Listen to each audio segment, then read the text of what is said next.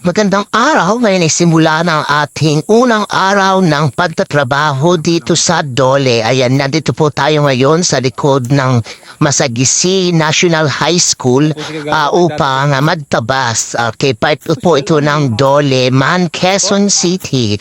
At kasama natin ang mga tagapag-asa kasi kanya-kanya ng assign na lugar kung saan maglilinis sa Pag-asa Riverside and sa Rizal. Kaya kami mga taga rito sa Pag-asa, nalinis kami ay dito sa Masagisi National High School. Ayan, tuloy-tuloy po ang paglinis natin habang tayo ay nag-video. At syempre, napaka-productive ng araw na ito para sa ating lahat. At syempre, ayan na po, nililinisan natin yung likod para ang mga kabataan, ang mga estudyante ay hindi na maglinis sa part na ito. At para malinisan at makita at makaliwalas, tignan ang buong kapaligiran at makaiwas tayo sa dengue. Ayan po. Tuloy-tuloy lang po ang ating pagdudoli. Ayan si Alan Ayano ang buhat-buhat na hayakas at saka damo.